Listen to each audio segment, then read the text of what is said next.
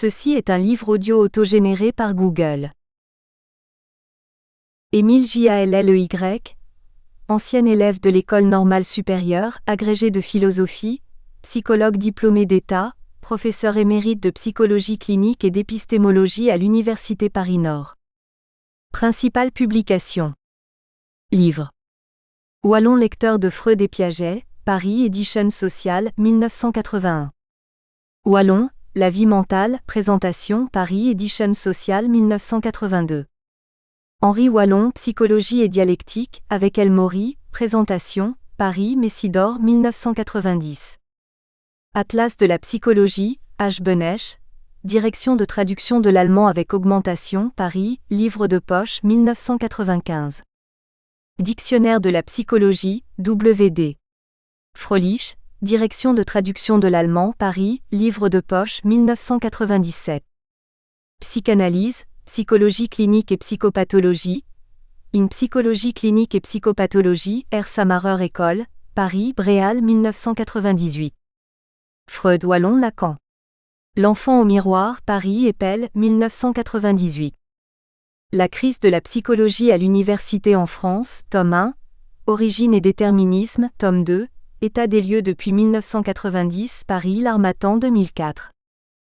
La psychanalyse et la psychologie aujourd'hui en France, Paris Vuibert 2006. Wallon et Piaget.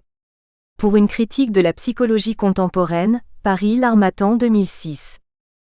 La guerre des psys continue. La psychanalyse française en lutte, Paris Ibidem 2007. Critique de la raison en psychologie. La psychologie scientifique est-elle une science ? Ibidem 2007. La guerre de la psychanalyse. Hier, aujourd'hui, demain, Ibidem 2008. La guerre de la psychanalyse. Le Front européen, Ibidem 2008. Un franc-comtois à Paris. Un berger du Jura devenu universitaire, Ibidem 2010. Intervention 2008 à 2010 sur la crise de la psychanalyse et de la psychologie, Ibidem 2010. Anti-Onfray 1, Anti-Onfray 2, Anti-Onfray 3, Ibidem 2010. Encyclopédie. Wallon Henri, Encyclopædia Universalis, tome 18, Paris 1985. Wilfred Bion, Ibidem, tome 4, 1989. Concept d'opposition, Ibidem, tome 16, 1989. Psychanalyse et concept d'opposition, Ibidem, tome 19, 1989. Psychologie génétique, Ibidem, tome 19, 1989. Les stades du développement en psychologie de l'enfant et en psychanalyse, Ibidem, Symposium, 1989. Les grandes orientations de la psychologie actuelle, Encyclopédie médico-chirurgicale, Paris, Editions Techniques, 1989. Psychologie clinique, en collaboration, Ibidem, 1991. La psychologie moderne, Encyclopédie Clarté, Paris, Editions Clarté, 1996. Wallon Henri 1879 à 1962. Encyclopédie philosophique universelle. Dictionnaire, Paris, Presse universitaire de France. 1992. Articles divers. Le thème du miroir dans l'histoire de la philosophie, Lune Bévue, Paris, Eppel, numéro 14, hiver 1999. Données pour un panorama bref, partiel et provisoire de la structure institutionnelle de la psychologie française aujourd'hui. Psychologie clinique, Paris L'Harmattan numéro 11, 2001, pp 185 am 217. État de la psychologie en France. Déontologie, publication, gestion des carrières, le journal des psychologues, numéro 184, février 2001, pp 14 à 18. La psychologie, une science fondée sur l'éthique. Ibidem numéro 188, juin 2001, pp 8 à 9. La psychologie est-elle en crise ? Ibidem numéro 213, décembre 2003 JANV. 204 pp 10 à 15. Le retour de Wallon et Piaget Ibidem numéro 244, février 2007, pp 58 à 63. Pour Pierre Jalley, notre fils. Bénédicte Jalleymeurisse, mon épouse. Et Gisèle Ponchardbonnard, ma mère. En hommage aussi à mes deux psychanalystes. Madame le docteur Annie Cordier. Et Monsieur le docteur Jean Gilibert. Bientôt seront tous morts ceux qui savaient de quoi il est question. Philippe Solers, France Culture du 1er août 2010. Illustration de couverture, Georges Philibert Charles Marronnier, 1865 à 1933, Le canal de Saint-Quentin en hiver. Pour communication avec l'auteur, et aussi son éditeur. emile.jallet@wanadoo.fr, tel fax, 01 43 50 84 80, 09 72 95 08 00, 06 74 01 21 65. L'Harmattan, 5 à 7, me de l'École Polytechnique 75 005 Paris. Tel 01 40 46 79 20, fax 01 43 25 82 03, CCP 23 625, 44 N Paris, http://www.editions-harmattan.fr. Madame Marie-Anne Elion, 01 40 46 79 23, fax 01 43 25 82 03, marie-anne.elion@harmattan.fr. Émile Jallet, Google, à la page.com, amazon.fr, chapitre.com. Introduction. Comme je l'ai déjà expliqué ailleurs, notamment dans l'introduction au tome 1 de ses interventions 2008 à 2010 sur la crise de la psychologie et de la psychanalyse, je travaille depuis de longues années déjà en me guidant selon deux principes. Le premier est de conjuguer dans mes recherches le double intérêt pour les deux dimensions du présent et du passé, de l'actualité et de l'histoire, convaincu que chacune ne s'éclaire et ne prend sens que par rapport à l'autre. Évidemment, au fur et à mesure que le temps passe, le grand sac du passé s'épuise, mais ce n'est jamais tout à fait vrai non plus, et il existe toujours des trouvailles surprenantes. Mais il est tout aussi clair que les questions d'actualité ne manquent pas, et tendent à envahir le champ exclusif de l'intérêt, à une époque qui se caractérise en France entre autres par le démantèlement progressif de l'ensemble des disciplines psychologiques et même des sciences humaines. Le second principe adopté par moi est de n'exprimer les choses qu'une seule fois et de me répéter le moins possible, au moins en ai-je le sentiment, convaincu que je suis que les disciplines psychologiques et connexes, psychologie à visée scientifique, neurosciences et enfin psychanalyse, composent un espace gigantesque et au surplus hérissé de problèmes très difficiles, les plus difficiles de toutes les sciences réunies, espace dont l'exploration aussi complète que possible ne souffre guère que l'on attarde trop dans chaque auberge, au moins si l'on souhaite le survol le plus complet et le plus objectif possible. C'est un peu le premier tour du monde par Magellan, qui n'en revint pas, ou encore le voyage en Chine par Marco Polo, qui lui en revint, s'il m'est permis de me référer à de si glorieuses images.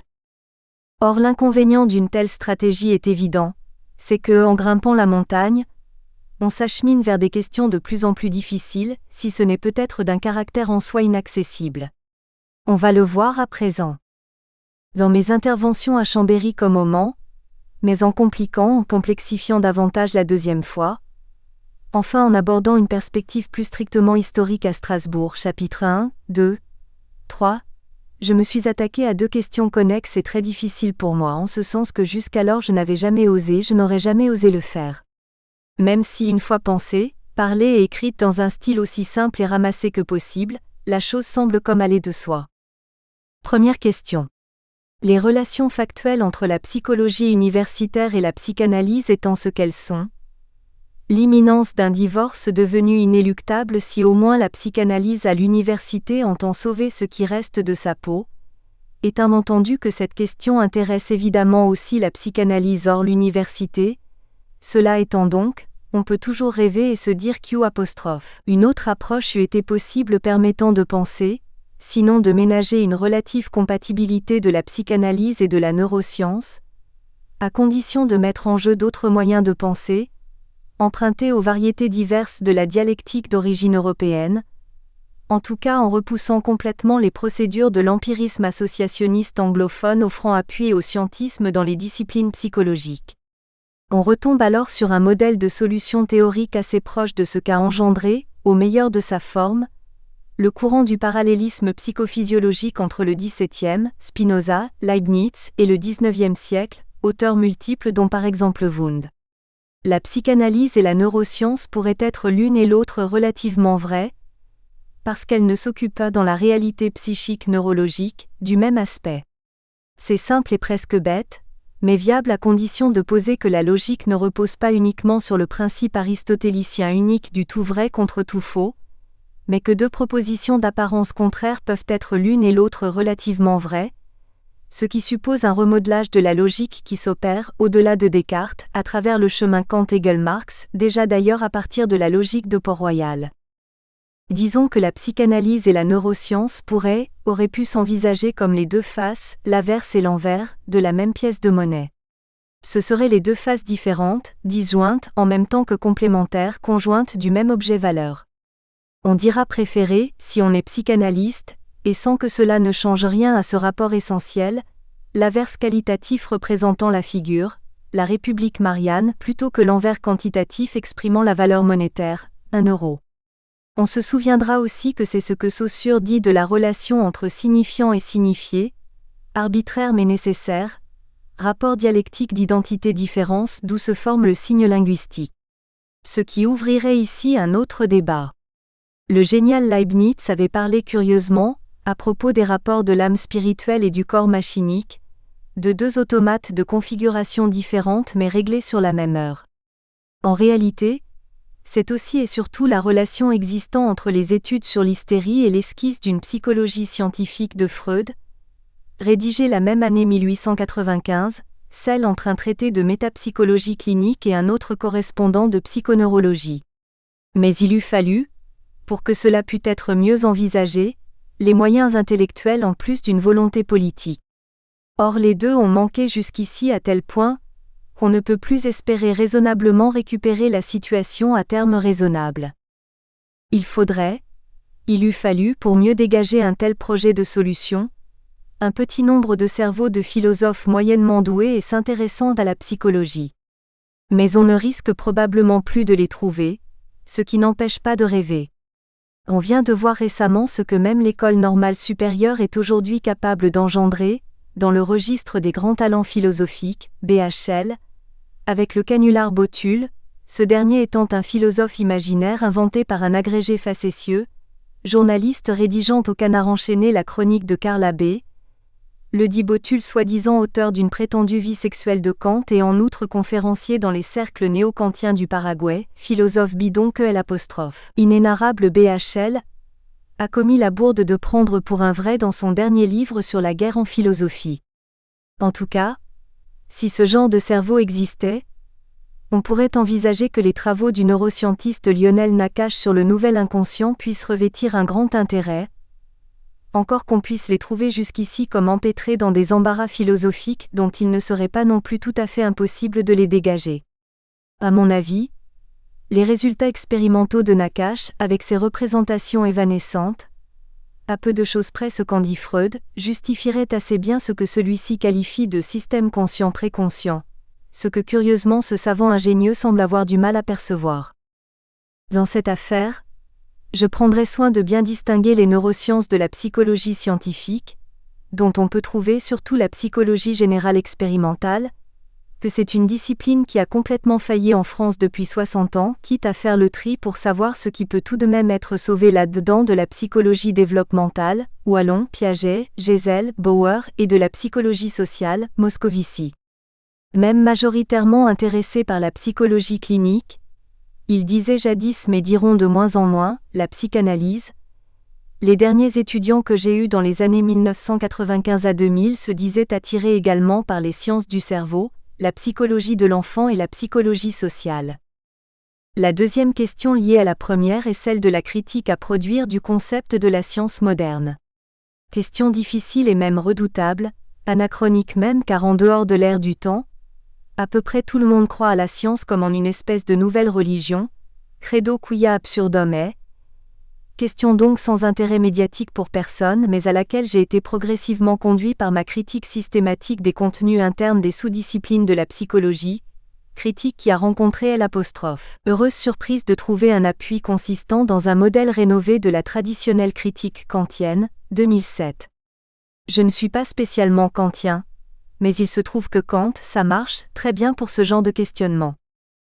La critique radicale de la notion d'objectivité scientifique dans le paradigme cartésien de la science moderne comporte le paradoxe d'un renversement qui amènerait à poser la question de savoir si le concret scientifique, véritable, la science concrète, authentique ne devrait pas être recherché plutôt du côté de la psychanalyse. Alors que tout porte aujourd'hui à lui jeter la pierre. D'où le chapitre 4 développant le thème d'apparence provocatrice que la psychanalyse est la seule science véritable. Il devrait être clair que toute science d'objet, en tant qu'elle se formule en des représentations d'objets, réfère à la science du sujet, conscient-inconscient, et que celle-ci pourrait bien n'être rien d'autre que la psychanalyse. Telle est la vérité de l'idéalisme, celle du cogito cartésien et du je pense, ich denke kantien, même si le sujet trouve son origine de fait dans un support matériel, et telle est la vérité du matérialisme, en passant dite, dialectique et historique si vous le pouvez encore. Mais ce dernier point, encore est-ce le sujet qui se retourne vers le spectacle de la matière, pour le penser et pour le dire. Étant incontestable, dans le modèle anglo-saxon en vogue de la technoscience, que les technologies marchent, ce que l'on appelle la science est en fait quelque chose de plus, une doxa de caractère largement idéologique, dont les références à des auteurs comme Russell et Gödel permettraient de mettre en évidence les contradictions internes. Il n'y aurait en fait aucune vérité absolue possible de la science, des sciences, que l'on se place du point de vue cartésien du champ d'objets délimité, de à l'idée claire et distincte, ou du point de vue hegelien d'un objet encyclopédique total. En outre, le développement scientifique engendre naturellement des propositions contradictoires, par exemple sur l'existence, la description phénoménale et les mécanismes du réchauffement climatique entre autres, pour ne pas parler en un tout autre champ des conservations piagétiennes par exemple. Le premier principe que j'observe en travaillant est, comme je l'ai déjà rappelé tout au début de mon propos, d'associer autant que possible, dans le projet d'un ouvrage, qui finit par s'étoffer avec le temps, des questions historiques anciennes avec des questions d'actualité. Il en résulte d'après mon expérience, comme je l'ai déjà dit aussi ailleurs, introduction tome 1, des effets novateurs dans les deux champs du passé et du présent, qui de cette manière se fécondent l'un par l'autre. Le présent éclairant le passé, et vice-versa comme on peut s'y attendre, à condition de savoir produire dans l'un et l'autre espace un registre de correspondance et de transposition plausible, ce qui encore une fois n'est pas uniquement une question de disposition native mais s'acquiert par un entraînement patient. Nous avons traité d'un certain nombre de ces questions d'actualité dans le tome 1, chapitre 2, 3, 4,5, 6, conclusion, en disant que nous en réservions une, requérant un traitement plus volumineux pour notre tome 2.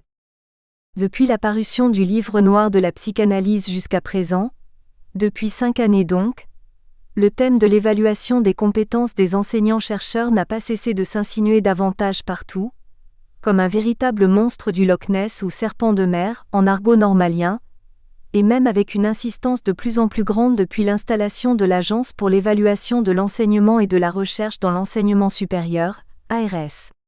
On ne dit plus grand-chose de la question de l'évaluation des psychothérapies, 2004, qui a été reléguée quelque peu dans les coulisses sous l'effet des quolibets et du discrédit croissant dont ces résultats ont été l'objet, en raison d'un travail de sagouin de la commission ad hoc dont la convergence de nombreuses critiques a montré les procédés malhonnêtes. En fait, un clou a chassé l'autre. Si j'avais évoqué la seconde question, l'évaluation des psychothérapies, dans mes derniers ouvrages de 2007 et 2008, la première, celle de l'évaluation des enseignants-chercheurs, n'occupait pas tout à fait encore la place de plus en plus centrale qu'elle a occupée en ce printemps 2010, et je n'avais fait qu'effleurer la question historique générale de L'. Évaluation depuis les années 70, sans entrer dans une discussion de fond sur le thème ardu autant que passionnel du facteur d'impact. IF Impact Factor. J'y ai été amené en décembre 2009 au janvier 2010 à propos d'une agitation du milieu de la psychologie universitaire, touchant la nouvelle liste des revues, proposée par la Commission d'actualisation Psychologie, Éthologie, Ergonomie de l'ARS, alias la police de l'administration scientifique, liste que je désigne comme un attentat inqualifiable contre la tradition culturelle européenne, chapitres 5 et 6. Suite à la diffusion de ce texte par le web, s'en est suivie une correspondance entre les destinataires et moi-même, développant un véritable débat sur cette police de l'administration scientifique et poursuivant du reste d'autres discussions antérieures sur le web également, chapitres 7, 8, 9. Cette correspondance, fixée sur la préoccupation centrale de l'ARS, d'une réaction plutôt massive, bien plus qu'à l'habitude, de mes lecteurs, à ce texte de décembre 2009 communiqué par moi sur le web touchant la police de l'administration scientifique, occupe donc tout le début du printemps de l'année 2010 et elle est d'une grande densité intellectuelle.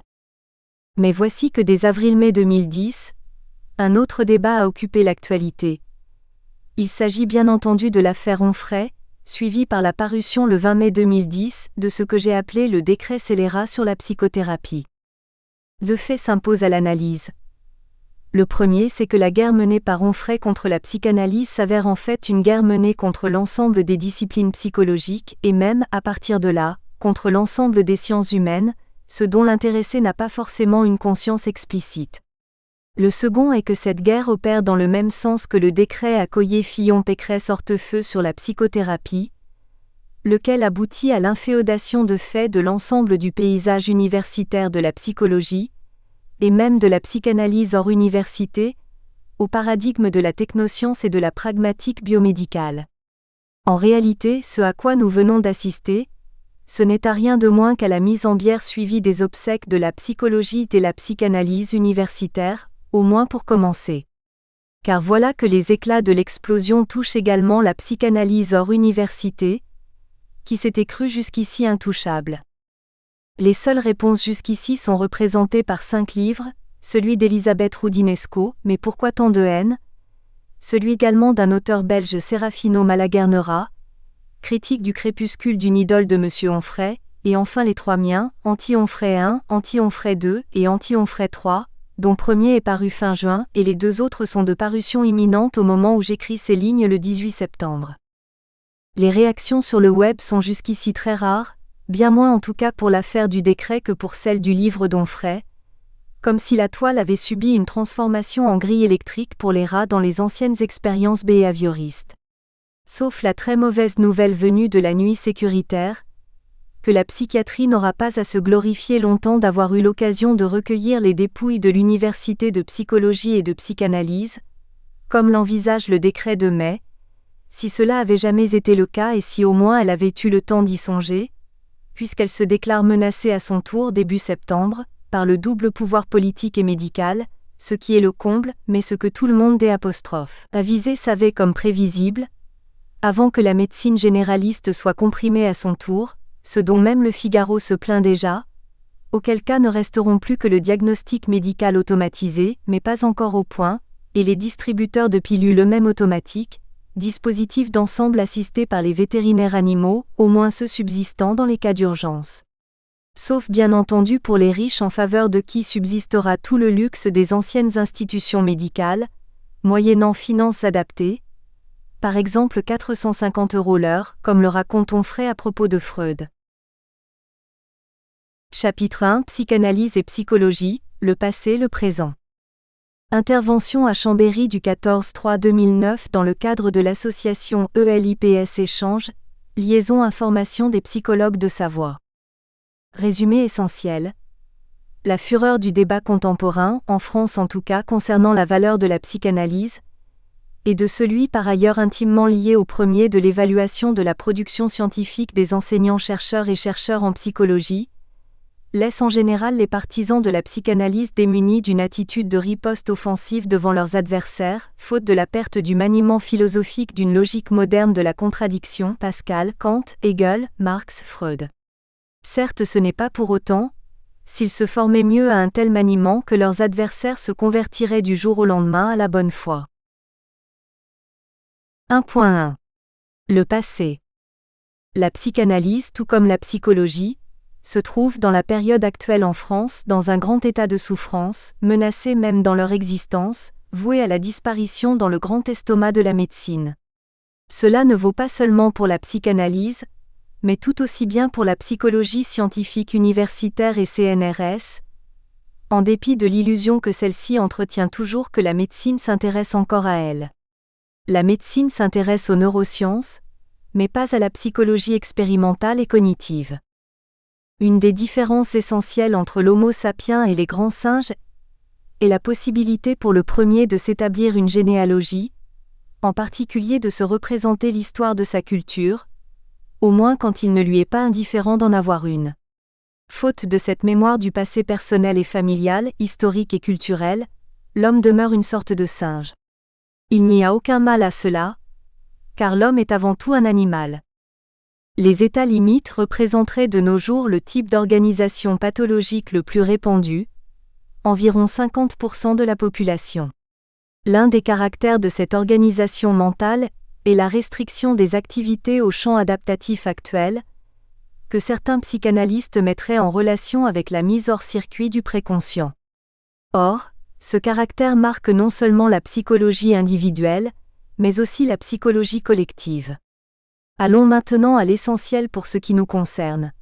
Cela fait bien longtemps que la psychologie, la psychanalyse un peu moins mais de plus en plus, ne s'intéresse qu'à œuvrer et à se développer dans l'espace des questions actuelles. Ces formations collectives sont atteintes aussi par cette sorte d'organisation pathologique propre aux états limites. Regardez travailler les artisans, les cuisiniers, les ébénistes et les artistes, les musiciens en particulier, les danseurs aussi. La plupart sont capables de se référer à une tradition souvent très ancienne dans leur métier. Beaucoup de pianistes sont en état de référer leur généalogie artistique jusqu'à Liszt, Chopin même. C'est en grande partie cette capacité qui donne un sens, une profondeur, du brillant et de la vigueur, de la créativité aussi à leur métier. Venons-en à la psychologie en général, enfermant provisoirement la psychanalyse. La psychologie et la psychanalyse sont les plus intéressantes et aussi les plus difficiles de toutes les sciences. Et même de très loin. Les plus intéressantes parce qu'elles concernent directement ce que nous sommes, et qui nous touchent beaucoup plus que la composition physico-chimique des galaxies.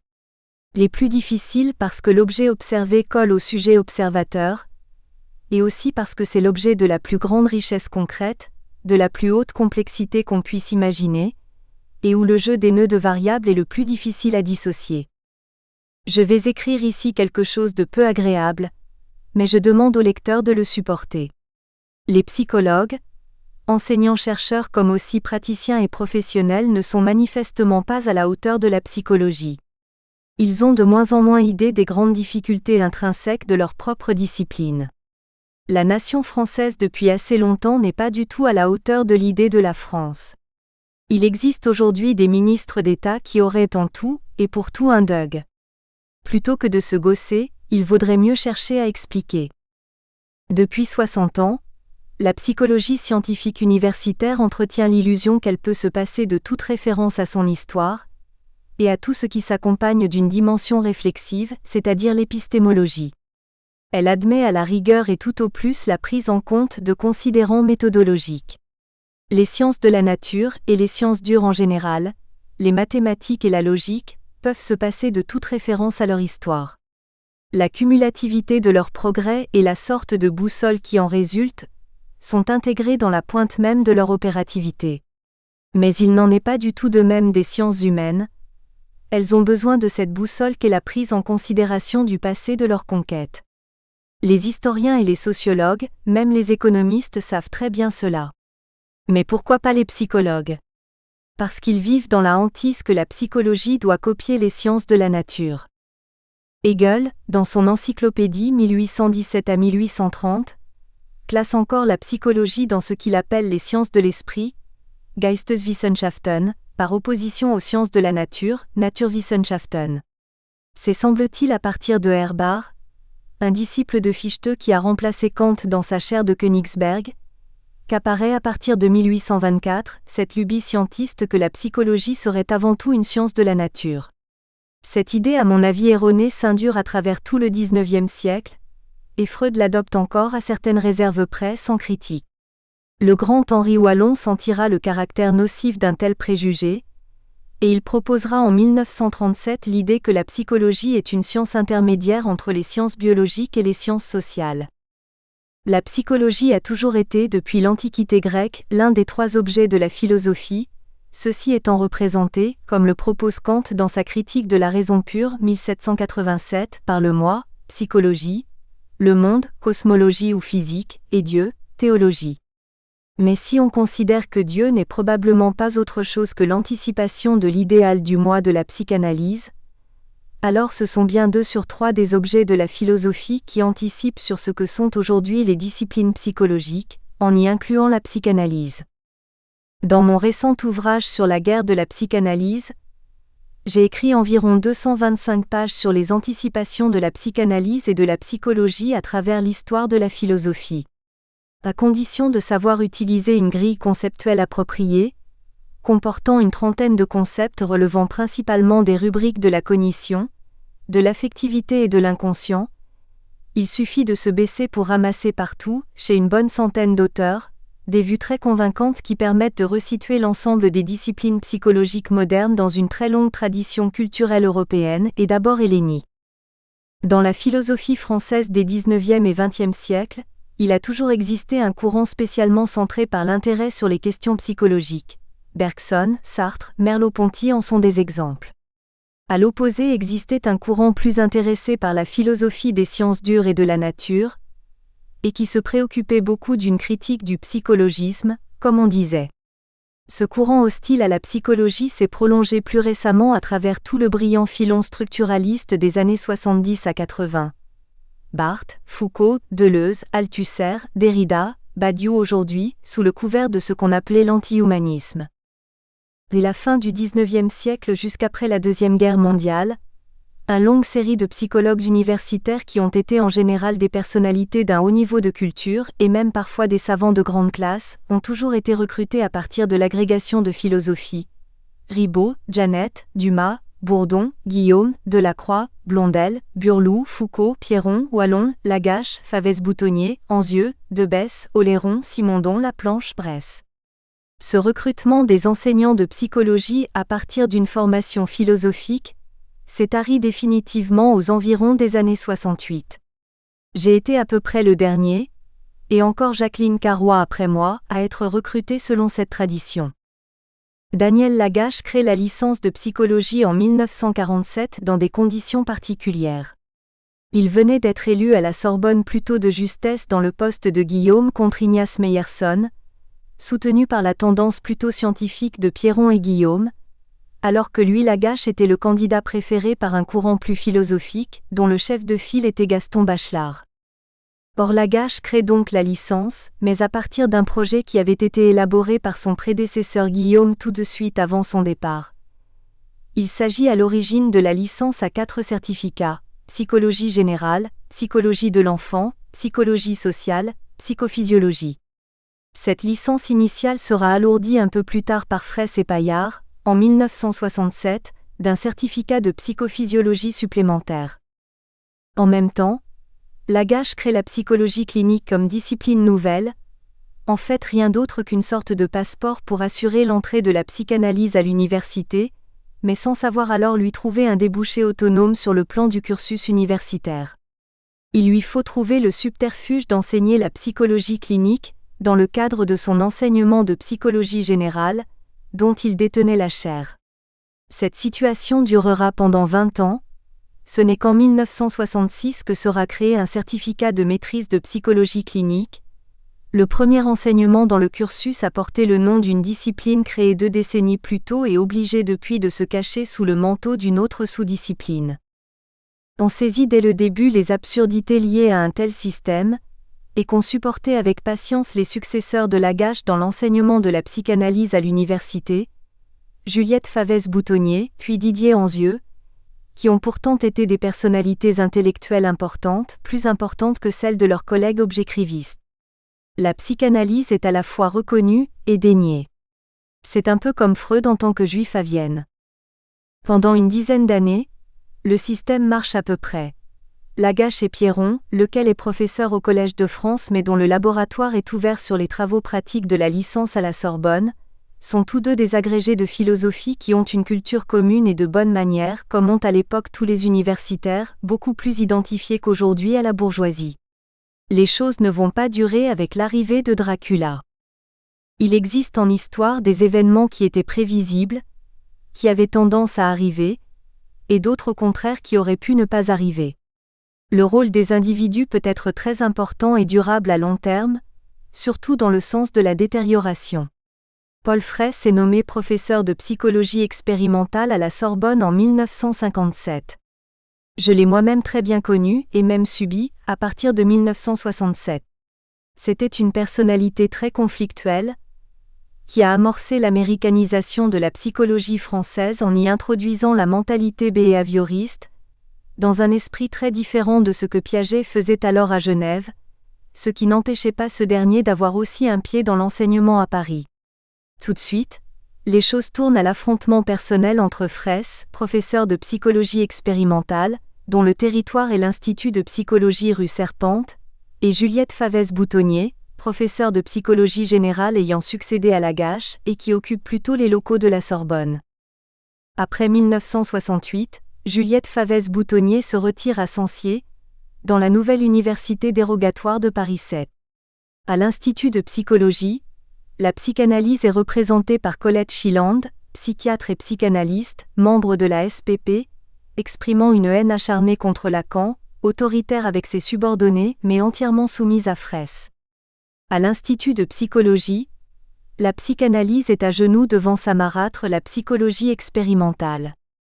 La situation à cette époque de la psychologie présente des caractères paradoxaux. De 1920 jusqu'à la guerre et même après jusqu'en 1950, les étudiants de l'Institut de psychologie, où l'on faisait 2 années d'études, restent très peu nombreux. La massification croissante interviendra comme on sait à partir des années 1965. Juste avant 1968, la licence de psychologie à la Sorbonne est un examen assez difficile avec une 8aine d'heures d'épreuves écrites par certificat, multipliées par 5, et des oraux pour certains où il fallait présenter et expliquer les fiches de lecture d'une bonne 50aine de livres pour l'ensemble de la licence. Lire 50 livres pour la licence, c'est ce que les étudiants ne supporteront plus après 68. D'ailleurs, les professeurs titulaires de chaire ne leur feront plus cours, ils laisseront les amphis de licence aux maîtres de conférences et se retireront dans les maîtrises et les doctorats. C'est encore un peu ce qui semble se passer à l'heure actuelle, pour peu qu'on sache, en bien des endroits. À l'Institut de psychologie, dans les années 55, d'après les témoignages que j'en ai recueillis, certains enseignants étaient remarquables, Piaget évidemment, d'autres moins. Parmi les étudiants, d'après des témoignages que j'en ai eus également, il y en a toujours eu surtout à la Cato, à Psychoprate, qui avait un esprit jeune fille de bon milieu, dame patronnesse, préoccupée par le service d'autrui, avec un souci pratique, un parti pris anti-intellectuel même et d'une qualité spirituelle, comme disent les directeurs de conscience, plus remarquable que le niveau intellectuel. Une dimension antithéorique, très proche des petits faits, avec presque une certaine étroitesse d'esprit était très développée chez un professeur comme René Zazot. Sous la houlette de Colette Schilland, soumise à la dictature de Paul Fraisse à Paris 5, se donnait un enseignement de psychologie clinique, avec approfondissement intelligent de la psychométrie, d'une qualité remarquable et qui ne s'est plus revue nulle part ailleurs après 1985. Le conflit universitaire entre psychologie clinique et psychologie expérimentale se doublait aussi entre 1970 et 1985, d'une véritable entreprise de liquidation de tout ce qui restait comme trace du recrutement philosophique antérieur.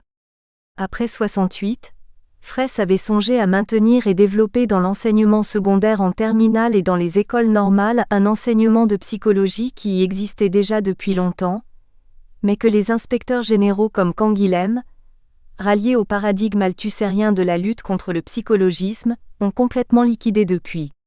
Fraisse avait même songé à une agrégation de psychologie, comme il en existait pour toutes les disciplines d'enseignement classique, et comme on en avait créé aussi pour les nouvelles disciplines apparues après 68, les sciences économiques, les sciences sociales, etc. Mais la nomenclatura syndicale de la discipline s'y est toujours opposée. On a alors fabriqué des doctorats à vitesse le plus possible accélérée après la maîtrise, tendance qui s'est renforcée dès lors avec la thèse Nouveau Régime depuis 1991, en psychologie, mais aussi dans toutes les autres disciplines. Les étudiants affluaient, le pouvoir même de droite, sous la pression des syndicats, finissait par créer des fournées de postes, et c'était alors la course aux places avec la finition bâclée de la thèse. Entre 68 et 91, les non-agrégés étaient soumis en principe à 2 thèses, disons sommairement une courte et une longue. Système qui a donné lieu à toutes sortes de honteux trafics, le jeu consistant à faire repasser la courte pour la longue, en certains cas le même texte, avec toutes sortes de complicités locales. On a vu des professeurs diriger 250 thèses, dont ils n'ont jamais lu aucune. L'effondrement du système doctoral se percevait aussi en psychologie, au niveau du contenu des thèses. J'y suis allé voir moi-même en consultant les références de plus de 7000 thèses en psychologie, et en lisant des résumés d'au moins 1500 d'entre elles. Je me souviens d'une thèse d'une centaine de pages soutenue à Paris 5 sur la dépression chez le rat. Une telle dégradation est irréparable, comme tous les dégâts dans le tissu culturel. Un professeur incompétent est nommé pour 40 ans, et il produira d'autres enseignants encore plus incompétents que lui. On peut réparer un moteur d'automobile, mais pas un panier de pommes pourries. On laissera pour le moment cet état de choses qui débouche sur une discussion difficile concernant la dégradation générale de l'enseignement en France. L'une des raisons rarement invoquées est la poursuite, dans la foulée de la Deuxième Guerre mondiale, de 15 années de guerre coloniale qui ont ruiné le budget de la nation et l'ont empêché d'investir dans la formation des maîtres à long terme entre les années 45 et 60.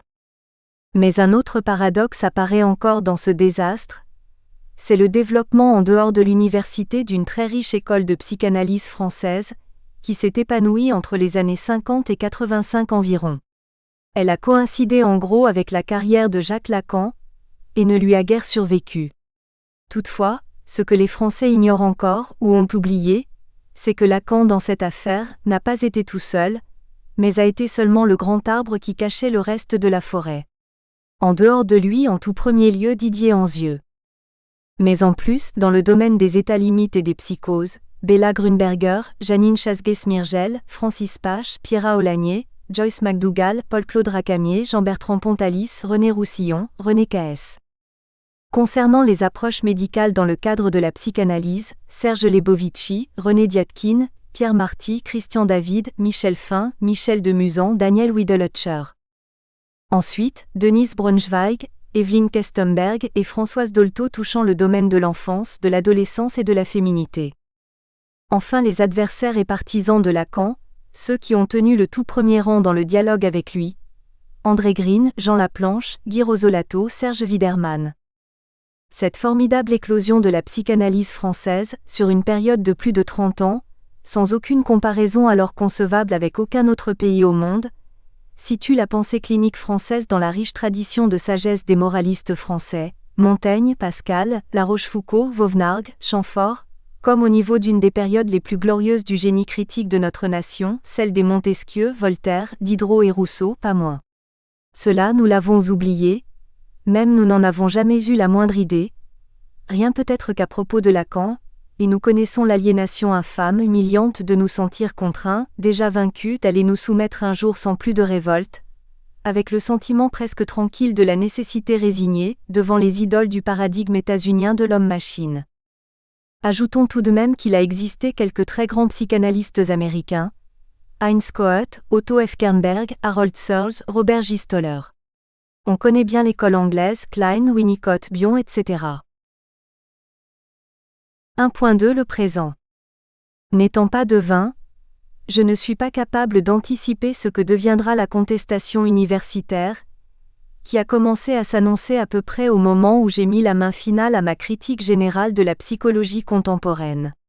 Selon les avis politiques, les uns pensent qu'une fois que les présidents d'université, au fond plutôt satisfaits des nouveaux pouvoirs que leur donne le projet de réorganisation, auront adroitement négocié leurs nouvelles prérogatives avec la plèbe de leurs subordonnés, les choses vont s'arrêter, les autres pensent que le mal est profond. Autant peut-on dire que la question du réchauffement climatique ou celle de la crise financière mondiale, bien que ce mal soit pour le moment localisé à l'Hexagone et que nul ne sait jusqu'où cela peut aller. Personnellement, je pense que la crise de l'éducation nationale, à ses 3 niveaux, et la question de l'iniquité fiscale sont les 2 problèmes majeurs dont périra inévitablement le système de l'ordre social actuel dans notre pays. La différence entre les deux, c'est que la seconde question est soluble de manière législative pour peu que s'en manifeste un jour la volonté politique, ce qui est moins que probable. En tout cas, le moteur de l'automobile serait en principe réparable. tandis que la seconde question échappe désormais en principe à toute initiative politique, qu'elle soit de droite ou de gauche, le panier de pommes est vraiment pourri. Pour ne considérer que l'aspect financier qui est loin d'être seul, et qui même est devenu presque secondaire dans cette affaire, on peut même dire que la situation budgétaire de l'université, encore loin d'atteindre le seuil critique sous Giscard d'Estaing, a gravement empiré sous le pouvoir de Mitterrand entre 1981 et 1995. Revenons à la psychanalyse et à la psychologie clinique, par rapport à l'université.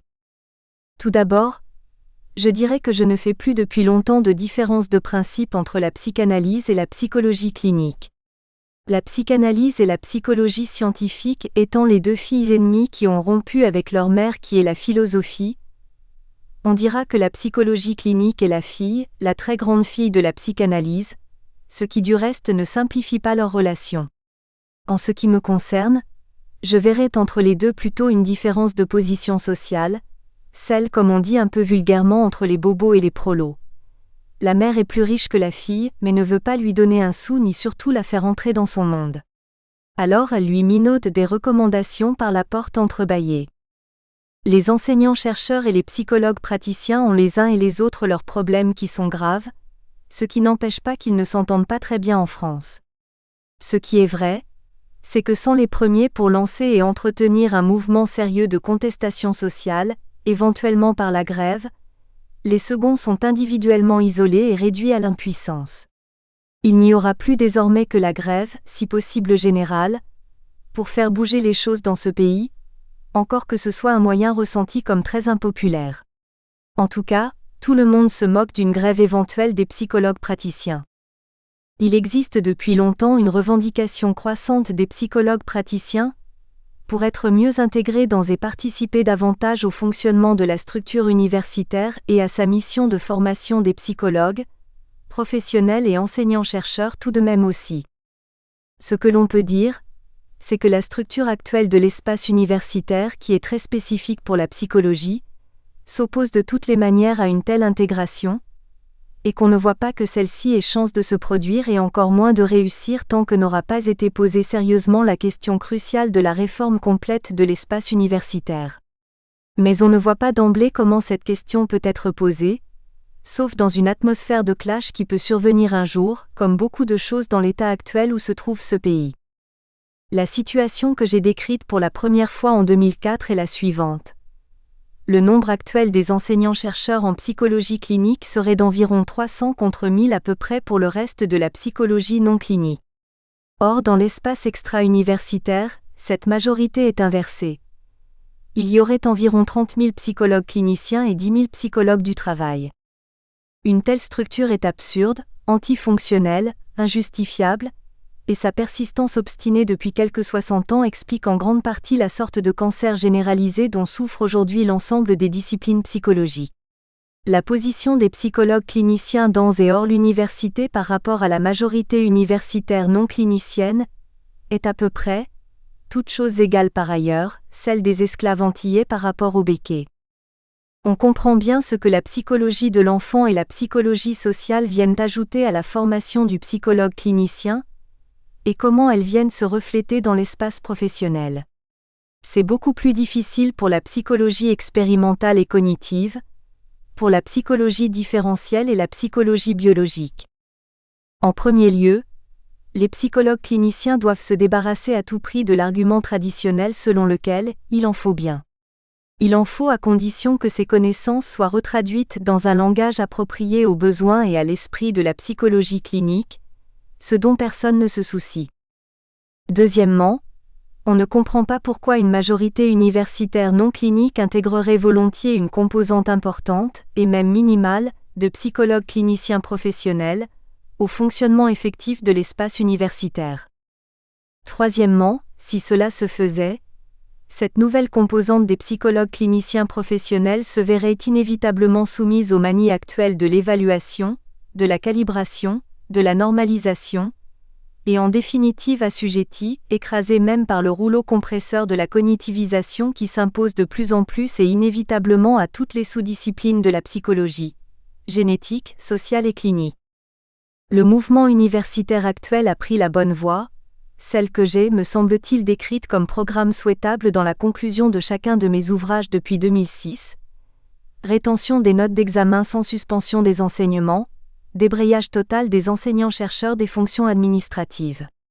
Il n'y a aucune autre stratégie qui puisse irriter ni déstabiliser plus à long terme le pouvoir en place. La question est de tenir, même face à la menace de rétention des salaires, ce qui sera l'arme ultime du pouvoir. La question est aussi d'entraîner les étudiants dans la lutte, ce qui paradoxalement ne semble pas la chose la plus facile, à la différence complète de ce qui se passait en 68, où c'était plutôt les enseignants qui étaient à la traîne. Seulement, pour les psychologues cliniciens, l'ennemi n'est pas seulement au dehors, ce n'est pas seulement le pouvoir politique. Il est aussi au dedans, s'agissant du pouvoir cognitiviste. Pour le moment, ce dernier pouvoir est trop content que la colère de l'ensemble des collègues soit dirigée vers l'ennemi politique du dehors. On a fait semblant d'oublier que la nomenclatura cognitiviste, et en partie clinicienne aussi, a toujours été associée à un réseau d'influences occultes reliées directement aux divers organes de l'appareil d'État. De façon concrète, que faut-il faire ? Essentiellement 4 choses. Lire beaucoup plus, surtout des ouvrages de base. En dehors de l'université, chercher des maîtres de sagesse s'il y en a. Développer l'esprit critique, rechercher partout les diverses formes de contradiction, les penser, les creuser, les développer, les exposer. Faire de la politique, impliquer le politique, ceci étant entendu en un sens particulier. 1. Lire des ouvrages de base. La majorité cognitiviste au CNU savait de manière instinctive ce qu'elle faisait, en préconisant une sélection sur la seule base des articles des fameuses revues à comité de lecture. Elle visait au rabaissement progressif de la qualité intellectuelle de ses ennemis cliniciens et psychanalystes. Ce but est presque atteint aujourd'hui, et il faut dire que la plupart de ces articles sont d'un niveau consternant, et que d'ailleurs presque personne ne les lit, alors que tout le monde en parle et cherche à en soumettre et à en publier. Un tel système de corruption dans tous les sens du terme a atteint son point de rupture. Et il faudrait que les malheureux qui y sont soumis le disent un jour à haute voix, ceci à leurs propres instances internes, et qu'ils refusent de continuer à s'y soumettre, alors que c'est leur propre CNU qui les y a d'abord contraints depuis près de 20 ans. La psychanalyse et la psychologie sont les filles de la philosophie. De ce point de vue, il y a à ne pas oublier que la philosophie s'est pendant une vingtaine de siècles développée dans de petits cercles où se pratiquaient, pas seulement, mais surtout les techniques de l'échange par la parole.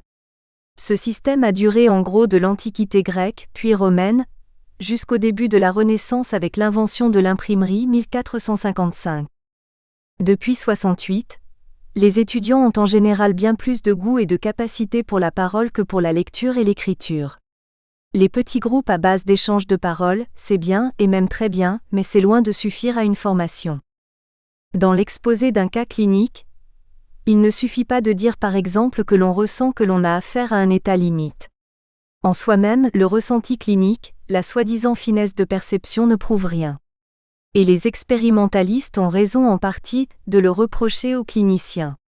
Ce qui est beaucoup plus intéressant, parce que cela permet d'enrichir l'hypothèse de caractère complémentaire auquel on n'aurait pas pensé, et aussi d'offrir des garde-fous contre les erreurs, c'est de pouvoir référer cette hypothèse d'état limite aux propositions théoriques que font sur ce sujet les auteurs dont on a parlé, Anzieux, Grunberger, Chasquet-Smirgel, Pache, Olagnier, McDougall, Racamier, Pontalis, Roussillon, Green.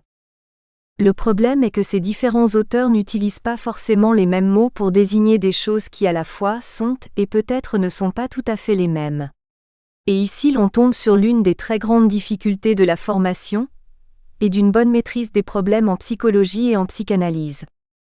En premier lieu, des mots différents peuvent désigner une même chose ou alors peut-être des aspects complémentaires d'une même structure. À propos d'état limite, et il faut le savoir et apprendre à retomber sur ses pieds, ce qui nécessite un apprentissage livresque et une réflexion prolongée, on pourra parler rien que pour le registre français, de déficit narcissique ou moipeau, d'évitement de l'Oedipe, de maladie de l'idéalité, de dépression d'infériorité, de potentialité psychotique, de normopathie, d'antédipe, de traumatisme prépsychique, de psychose blanche, sans parler encore dans l'école anglaise de personnalité comme si, de faux self, etc. Il est fréquent aussi en psychologie qu'un même mot désigne des choses très différentes, ce qui arrive souvent en psychologie cognitive, où par exemple existent de grands écarts sur ce que signifient les termes de représentation, de procédure ou encore de mémoire à court terme. Il est par ailleurs très intéressant, pittoresque et même divertissant de s'informer par des lectures appropriées de ce que Platon, Descartes, Kant, Hegel ont pu penser et formuler de la cognition, de l'affectivité et de l'inconscient. Ce ne sera jamais du temps perdu, même si on constate parfois une sorte de défiance, et c'est selon moi un grand malheur, de la jeunesse actuelle à l'égard de ce type d'approche. 2. Chercher des maîtres de sagesse parmi les analystes bien formés et ouverts à la communication. Il peut toujours y en avoir un ou peut-être plusieurs dans une ville comme Chambéry. Des rencontres de ce genre sont de l'ordre du miracle, comme les rencontres amoureuses. Il s'agit d'avoir le flair de les identifier, et quand on les a trouvés, de ne pas les manquer. En ce qui me concerne, j'aurais pu fréquenter dans ma jeunesse des personnalités comme Bachelard, Lacan, Foucault, ce que j'ai alors évité de faire pour des raisons qui m'interrogent encore aujourd'hui. 3. Développer l'esprit critique. C'est une tâche extrêmement difficile pour les psychologues cliniciens qui sont formés à la neutralité bienveillante, à la tolérance, à l'écoute dans le silence. Notez que les grands génies de la psychanalyse, Freud et Lacan en particulier, ont fait preuve d'un esprit polémique très développé. Après le décès de Lacan surtout, la pensée psychanalytique française a développé un penchant croissant vers la clinicisation exclusive, dont en particulier toute la dimension de la critique des formations sociales très présente chez Freud a disparu. Il faut apprendre à chercher partout les similitudes mais surtout les contradictions, en opérant des rapprochements entre les thèmes à des distances variables, parfois très éloignées. Les musiciens apprennent à faire varier les motifs en graduant les consonances et les dissonances. Cet art ressemble aussi à celui des techniques de combat, du judo, du karaté, de la boxe thaï qui demandent un entraînement prolongé, patient, impitoyable, sans complaisance. 3. Les neurosciences et la psychanalyse seraient incompatibles. Les deux grands dangers actuels pour la psychologie clinique et la psychanalyse sont représentés par les neurosciences et le cognitivisme, qui ne sont pas tout à fait la même chose, même si souvent ces doctrines envahissantes interfèrent. C'est principalement contre elles qu'il faudrait apprendre à manier l'esprit de contradiction, comme une technique de combat. Les deux types de modèles à dominante biologique et technologique, soit de l'homme-organisme et de l'homme-machine, ont toujours existé en psychologie et en psychanalyse, ainsi par exemple chez Freud. Les neurosciences insistent sur la réduction de toute espèce de fonctionnement organique et psychologique, aux variables qui peuvent s'identifier par les techniques modernes d'observation et d'intervention dans l'espace particulier du cerveau. Il y a tout d'abord là un préjugé de base spontané, supposant une assimilation du tout à la partie, d'une naïveté comparable à celle qui consisterait à réduire l'ensemble des propriétés d'une voiture aux performances de son moteur. Il en résulte aussi l'illusion d'un savoir précis et facilement accessible, de type localisateur et cartographique très apprécié de nos jours par les médias. D'après un dossier paru la semaine dernière dans le Nouvel Observateur numéro 2313 511-3-2009, pp 14 à 22, sur les secrets du cerveau, avec un voyage au centre du cerveau qui montre toutes sortes de coupes simplifiées en couleurs, l'insula serait le centre précis de la sensation de dégoût et d'aversion, l'amygdale celui du système d'alerte, et le système limbique celui des messages internes. On est retombé en plein dans la phrénologie de Gall et même, avec les injections appropriées des neuromédiateurs dans les synapses, dans l'alchimie de la Renaissance. On nous promet aussi dans le même numéro une neuroéconomie, comme antidote au krach boursier. La psychanalyse devrait se montrer attentive au fait que les promesses de la science sont souvent de l'ordre des contes des 1001 nuits, ou aussi des contes de Mamère Loi, et nous plonge alors en plein rêve. Le cognitivisme, issu essentiellement des modèles de l'intelligence artificielle, est une idéologie, un discours imaginaire sur l'homme-machine, utilisant des méthodologies souvent fort complexes pour illustrer un schéma scientiste éculé. L'hypothèse de l'homme-machine remonte à l'histoire mythique de Dédale dans la Grèce antique, et contre quoi la psychanalyse post-lacanienne ne trouve pas d'ordinaire d'autre réplique que son ordinaire couplet du désir du sujet, ce qui s'inverse aussi dans la chanson, en sujet du désir. Ce que l'on peut trouver tout de même insuffisant. Il faut démonter de manière beaucoup plus technique la tour Eiffel du cognitivisme. Très souvent, les expériences de psychologie sont montées comme de véritables tours de prestidigitation, et elles réussissent sur la base de l'attente de l'expérimentateur, soit encore de ce que l'on appelle la prophétie autoréalisatrice. Si vous cherchez à démontrer que le cerveau humain fonctionne comme un ordinateur, vous parviendrez toujours à planifier une expérience dont les étapes successives le feront opérer de cette manière. Et le cerveau humain le mimera sans problème, dans une forme d'identification de rôle de type hystérique, car il est un comédien capable de faire encore bien d'autres choses. On l'a fait fonctionner jadis comme un rat behavioriste ou encore comme un chien de Pavlov. Et tout le monde à l'époque y a cru, avant que ces fantasmagories ne soient jetées à la poubelle. Un autre aspect du scientisme cognitiviste est l'excès de la catégorisation. On fait semblant par exemple de croire savoir ce que veut dire que l'appareil mental est un STI, un système de traitement de l'information. On peut très bien prétendre que ce ne sont là que des mots que l'on utilise, sans comprendre réellement ce qu'ils signifient.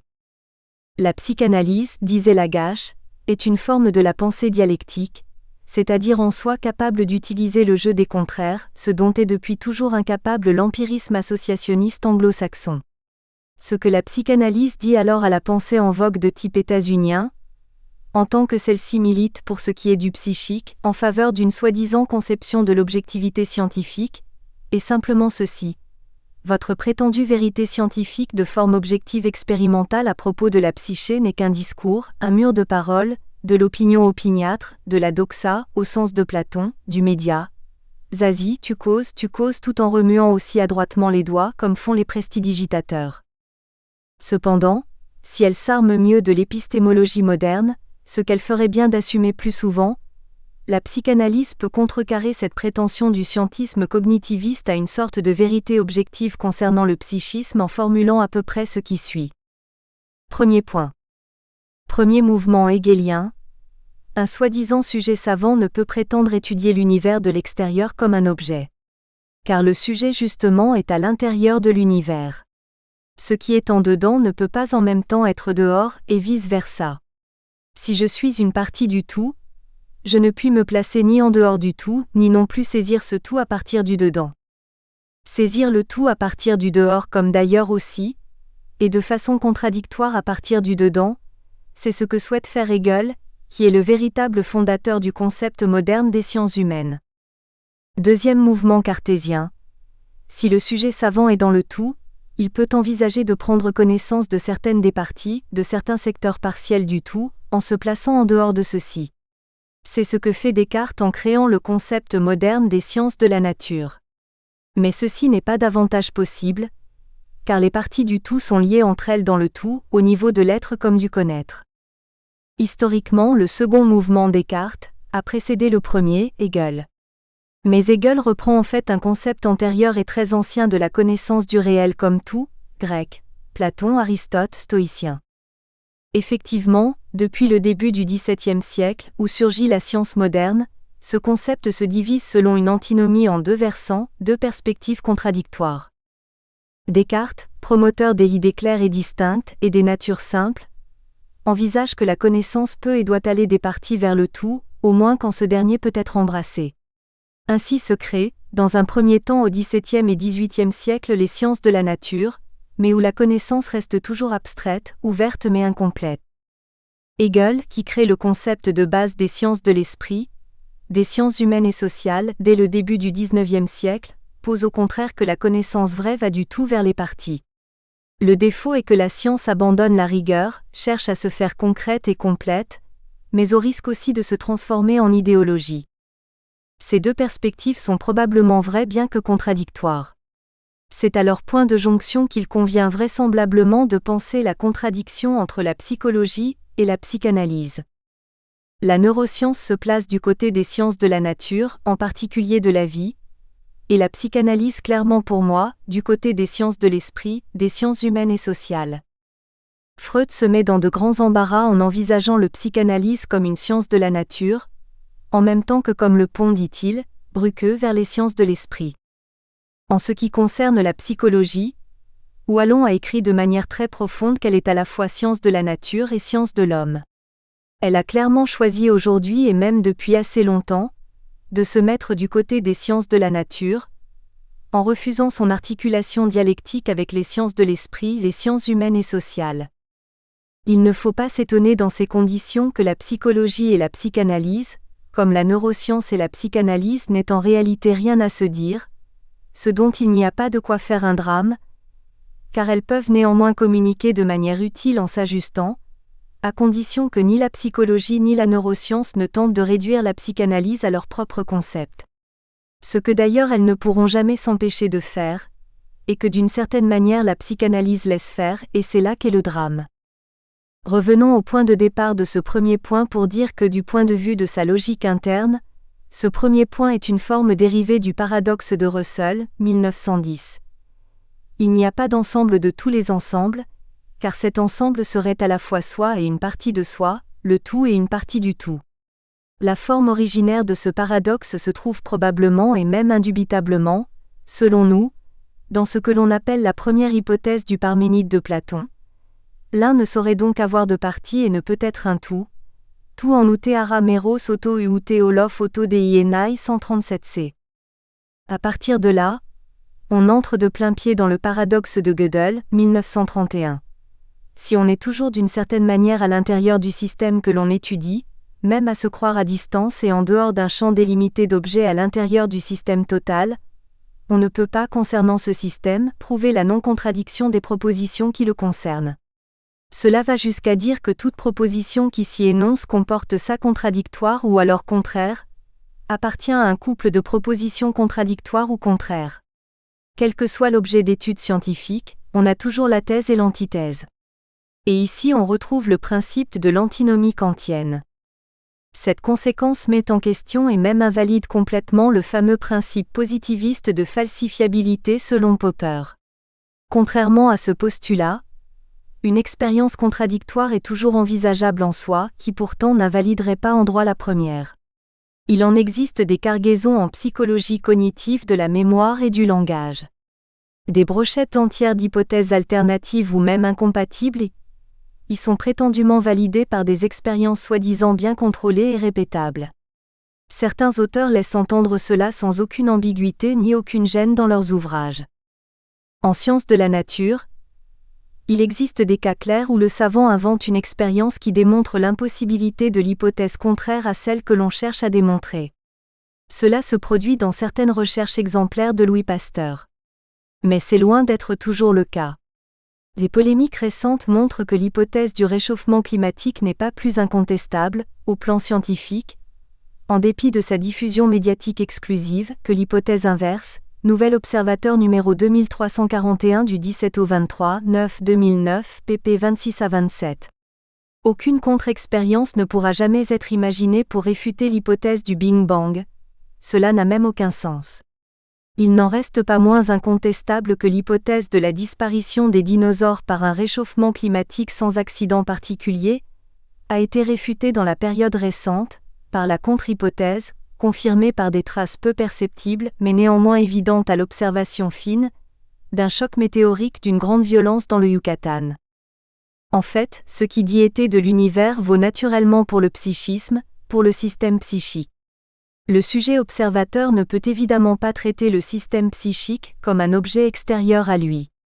Car le sujet savant en tant qu'être psychique est situé lui-même à l'intérieur de ce système psychique qu'il ne peut alors prétendre étudier du dehors. Mais s'il est pris dans le système en question, il ne peut donc formuler sur ce système que des couples de propositions contradictoires. Devant ces couples de propositions contradictoires ou contraires, se présentant selon la thèse et l'antithèse, plusieurs possibilités s'offrent. Si l'une est vraie, l'autre est fausse, toutes deux sont fausses. Ou alors toutes deux sont vraies et ouvrent de ce fait la porte sur un dépassement et une synthèse, ce que Lagache appelait un dégagement. On débouche alors sur le principe de base de la logique hegelienne. Pour ce qui est de l'appareil psychique tel que l'envisage la psychanalyse, la difficulté peut se lever de manière suivante. Le sujet clinicien n'observe pas l'inconscient comme un objet extérieur, mais justement de l'intérieur et comme déjà à l'intérieur de celui-ci. Que s'énoncent alors des propositions contradictoires et complémentaires, pulsion de vie et pulsion de mort, etc. Cela ne gêne en aucune manière la psychanalyse, bien au contraire. Conclusion sur ce point, Seule la connaissance clinique du psychisme est possible, tandis que la connaissance d'un tel champ selon le paradigme de l'objectivité scientifique est une lubie idéologique impossible. Que la soi-disant psychologie scientifique aille donc prendre sa douche et se rhabiller au vestiaire. On peut soutenir que dans le champ du psychique, le savoir de la psychanalyse est beaucoup plus clair et distinct, Descartes, que celui de la psychologie objective et de la neuroscience, parce que le sujet observant s'y trouve dans une proximité essentielle avec le sujet observé. Le préjugé est de croire, et cela aussi est une antinomie, que l'on connaît mieux un objet à distance plutôt qu'à proximité. Cela est concevable, mais il ne s'agit pas dans les deux cas du même objet. L'objet dont s'occupent les disciplines objectives en psychologie, est-il quelque chose ? En tout cas, ce n'est pas du psychique. Il y a, de ce point de vue, une antinomie essentielle du concept de la connaissance vraie. Le vrai, la vérité, c'est ce qui est connu aussi bien à distance qu'à proximité. Mais ce n'est pas le même concept du vrai qui est en jeu dans l'un et l'autre cas. Vérité universelle, contre vérité singulière. Une psychanalyste de grand talent, elle-même fille d'un grand psychanalyste français, me disait voici peu de temps que d'après elle, comparé aux sottises des économistes américains nobelisés, c'est tout de même dans le champ de la clinique psychanalytique que se commettrait le moins d'erreurs. Heidegger a raison de dire que la science ne pense pas. Elle opère et c'est tout. Même s'il existe des technologies très efficaces, la vérité scientifique dite fondamentale n'est la plupart du temps qu'un tissu de discours plausibles sans plus, un excès de discours idéologique en surplus de l'efficacité incontestable, quoiqu'à retombées perverses, des technologies. Ce qui n'empêche pas cette vérité relative de la science, disons plutôt du scientisme, de toujours prétendre se poser hic et nunc en vérité absolue. Alors le citoyen est en droit de réclamer de n'être pas tyrannisé au nom de la vérité scientifique, et pourquoi pas même au nom du fameux principe de précaution, qui pourrait bien être, tout de même également que la manie de l'évaluation, une autre manière de tyranniser les gens sous prétexte de les protéger. Je vois en ce moment à l'école de mon quartier, des enfants de 9 ans subir 3 évaluations par semaine, évaluation. Je dis qu'on traite ces enfants comme des chevaux de course, des chiens d'attaque, des coqs de combat. Telles sont les conséquences d'une idéologie dogmatique issue de prétendues sciences de l'éducation, qui ont supplanté une véritable psychologie de l'éducation. Le débat actuel touchant le discours évaluatif repose, au moins dans le champ de la psychologie clinique et de la psychanalyse, sur le présupposé implicite que la vérité de la neuroscience démontre la fausseté de la psychanalyse, qu'il n'existe que la vérité dégagée par la neuroscience. On reste de ce point de vue dans le cadre la vieille logique aristotélicienne de l'opposition des contradictoires, que ne dépasse pas non plus l'argumentaire du positivisme popperien. La vérité de l'antithèse, la neuroscience, est liée à la fausseté de la thèse, la psychanalyse. Il s'agit là sans conteste du fond de ce débat sur l'évaluation, en psychologie et psychanalyse. Nous espérons que vous avez apprécié cet aperçu. Pour continuer à écouter ce livre audio sur Google Play Livres, utilisez le lien dans la description de la vidéo.